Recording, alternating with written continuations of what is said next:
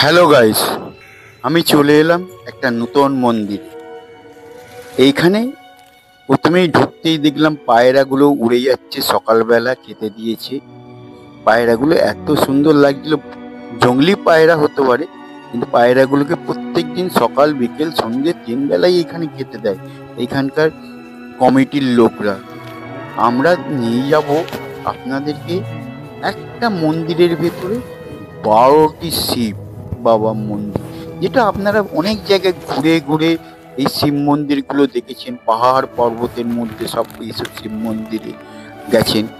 আমি প্রথম নামটি বলছি 12টার মধ্যে: মল্লিকার্জুন, মহাকালেশ্বর, কেদারনাথ, বিশ্বনাথ, রামেশ্বর, নাগেশ্বর, বৈদ্যনাথ, লোকেশ্বর, ভীমাশঙ্কর, অম্বিকাশঙ্কর, সোমনাথ ও ঘূর্ণেশ্বর।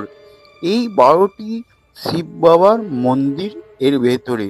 পরের পরে দেখুন, আমি দেখাচ্ছি তো। সবকটা মন্দিরের ওপরে হিন্দিতে লেখা আছে এই মন্দিরে কোনটা কি মন্দির।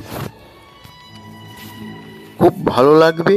এইখানে আপনারা এই মন্দিরগুলো দেখতে হলে একবার ঘুরে আসুন, বেশি দূর নয়। হাওড়া স্টেশন তো আপনারা সবাই চেনেন, হাওড়া ব্রিজ সবাই চেনেন।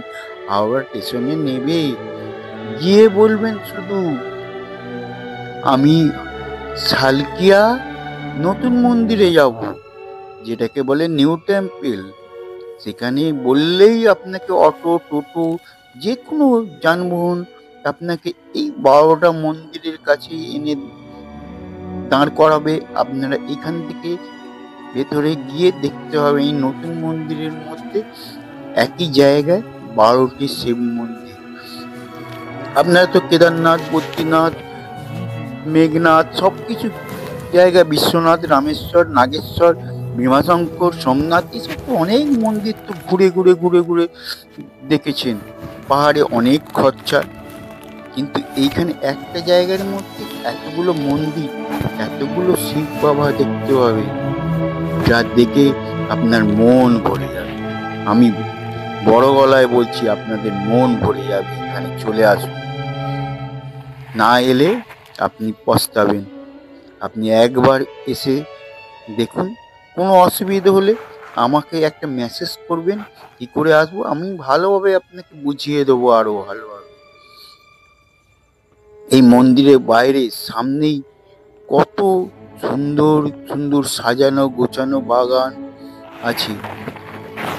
দুর্গা পার্বতী সব এনারা সব পাহাড় মতো করেছে, পাহাড়ের মধ্যে সব দাঁড়িয়ে আছে। সামনে একটা সুন্দর সাজানো জায়গা। এই সাজানো জায়গা দেখলেই অবাক হয়ে যাবে, খুব ভালো লাগবে।